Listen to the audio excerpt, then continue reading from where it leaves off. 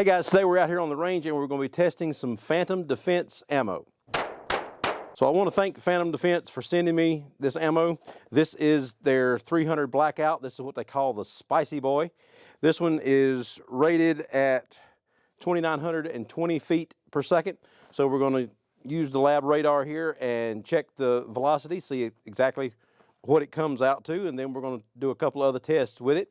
To start with, we're just going to be doing some ammo incorporated. This is a 110 grain VMAX bullet to get some numbers to see how this matches what it's supposed to be. 2,350 feet per second.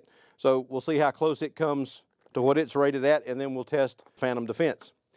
Then we'll do some accuracy testing on it. I'm having to kind of do a shorter range because the rifle range is still covered in trees right now. So we'll just do a 25-yard test on the accuracy. And then we've got a couple of other things that we're going to be looking at. We'll be doing the penetration test on the 1/4-inch plywood. And then we're also going to do penetration test on drywall set up like you would normally have in your house to see whether you would want to use this as a home defense kind of round. The Spicy Boy, I'm going to guess, would probably not a good one for the home defense. Let's go ahead and get some numbers on the VMAX. We got 5 rounds of the ammo incorporated loaded up. Instead of having to shoot through the chronograph, this one is a lab radar. It uses more of a kind of like a radar type setup to measure the speed of the ammo here at the muzzle. And we'll do a full review on this later, but just to show you how it works today, you got the press the series, get started up here, and then press this button here to actually start the recording. And there's also an app on the phone that goes with the lab radar. Okay, 2272, 2268,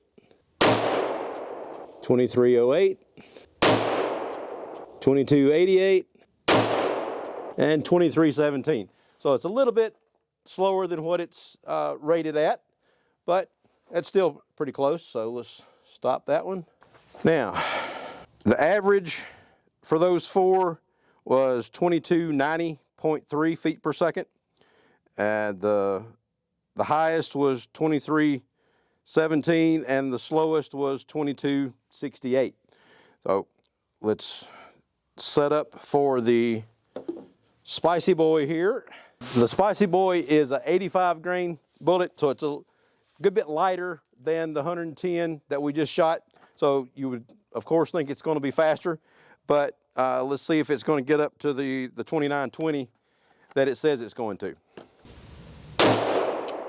2705, 2764, 2733, 2722, 2733. The max was 2764 and the minimum was 2705. So it's about 200 feet per second lower than what it was rated. Not quite as fast as the box says it's supposed to, but that's still fairly fast for a 300 Blackout. Okay, so we're going to load up 5 rounds of the Spicy Boy and see what kind of grouping we can get down there at 25 yards. Put her back in the death grip here to get a little more stability. Okay, we're going to be shooting a little bit below the center mark there on the target, just so I keep it in the berm.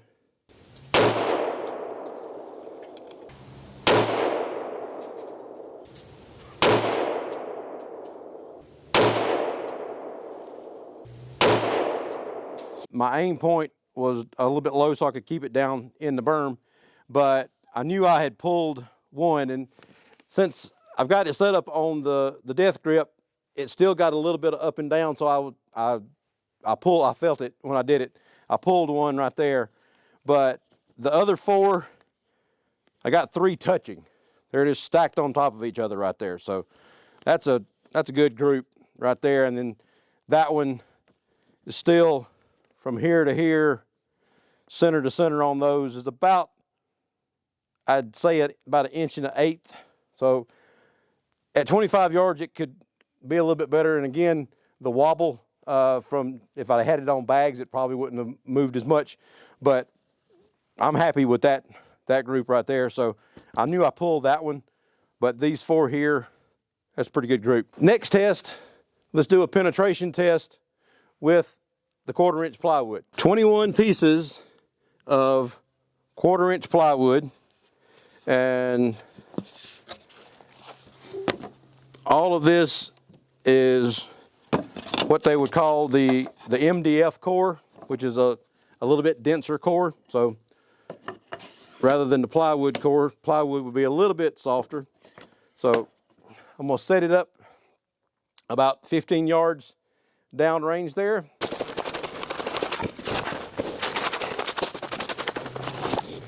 Two rounds in the plywood.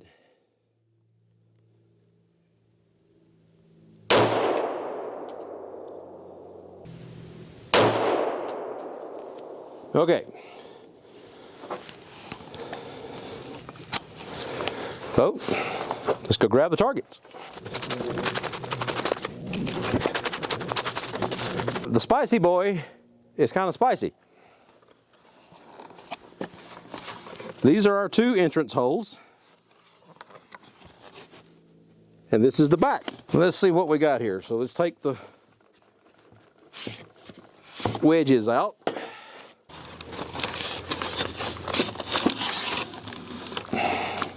Okay, the first 10 pieces all the way through, leaving some nice craters there as it goes through. 11. Oh. Looks like we might have a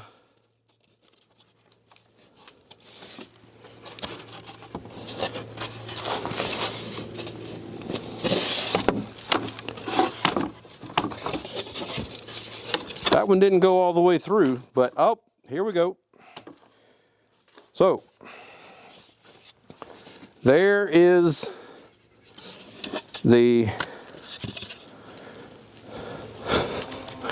what's left of the bullet. Now this is the copper jacket. Now this is the second one that I shot. This was the low one. The upper one didn't punch all the way through. The second one kept going a little bit further, so let's see if we can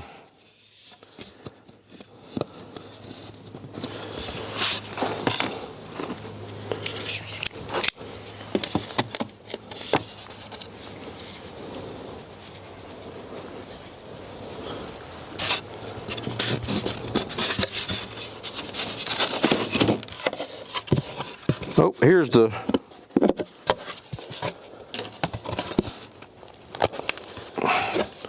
so the second one, or the first one actually, again, that's the copper jacket,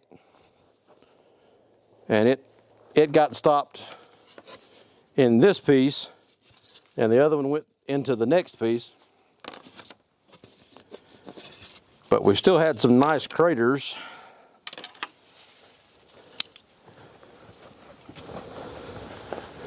So something had to come all the way through.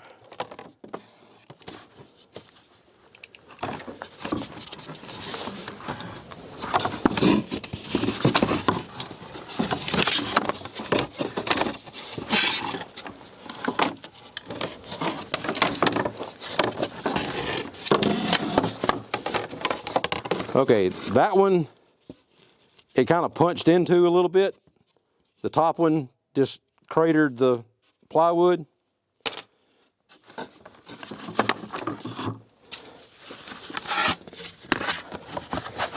It didn't punch through, but there was enough momentum somehow that last piece of plywood got shattered. So it didn't punch all the way through all 21 sheets of plywood, but there was enough kinetic energy going through the plywood that it knocked the back out of the last piece there on both of those rounds. So that's pretty potent right there. So, but the copper jacket did a nice flower petal. They roll back like they're supposed to. The way this 85 grain bullet is shaped, it's got the copper jacket and then it's got a soft point on it, and that's what letting it mushroom when it hits the target. I'm guessing that it's going to blow right through the sheetrock. 2 wall sections set up down there. There's 1/2-inch sheetrock on each side, separated by a standard 2x4. And then behind the last wall section, I've got a piece of 1/2-inch steel and it's propped up against a concrete block.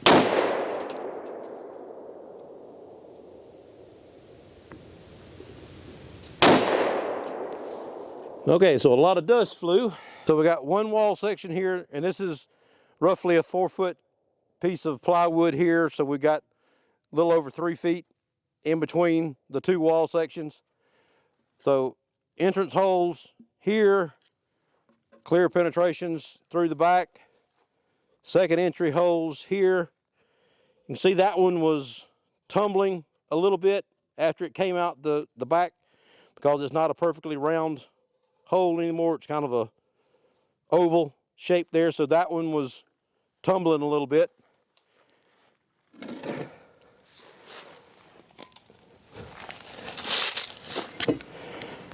And here is the piece of steel. Disregard that hole there. That one was already in the steel. But here are 2 pieces here that's left of the bullet. And there's the copper jacket for that one.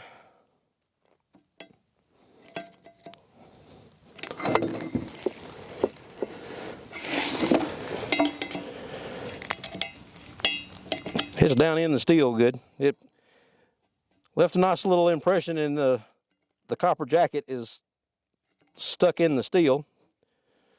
So in that one, put a nice ding on it there. When it came out the back side of the sheetrock, let me just turn this around and I can show you. So the steel was sitting here. That's why you get a lot of the shrapnel, that it hit the steel and blew back. But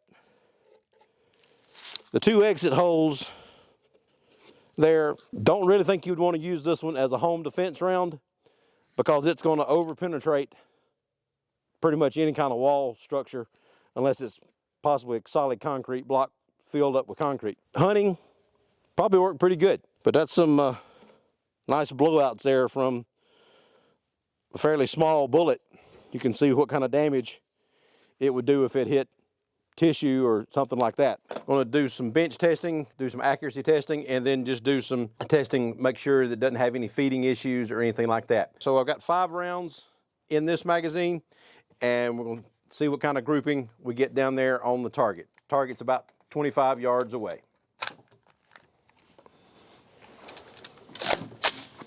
Okay, the aim point is going to be a little bit below the center red circle in the target, just to keep it in the berm.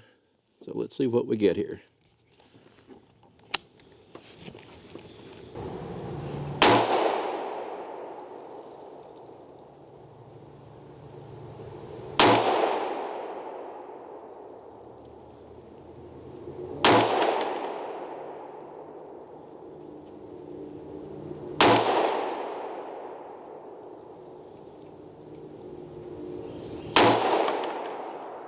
Okay, so I was aiming a little bit below the center there.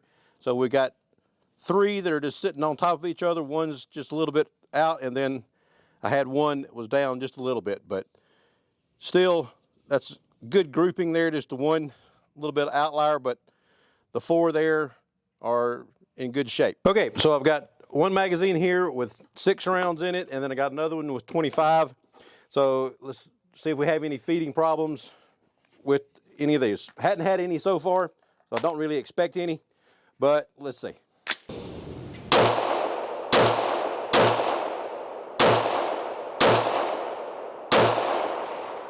Okay. Nothing with the 6.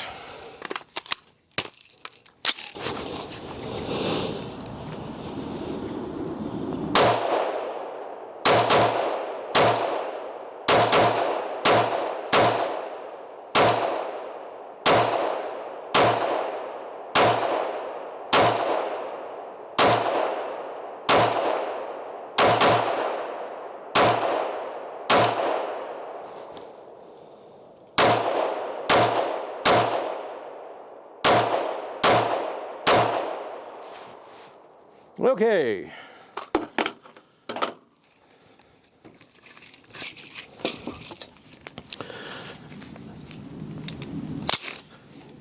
It's clear and it's on safe. So no feeding issues. Everything worked like it was supposed to. Got a little bit of smoke going in the air here. Overall, I've been really pleased with the Spicy Boy round. It's not quite as fast as what's rated on here according to the lab radar, but it's accurate, it shoots good, doesn't have any feeding issues, so it's a good round. So check out Phantom Defense. Like and subscribe down at the bottom, hit that notification bell so you can get our next video, and we'll see you next time. Thanks.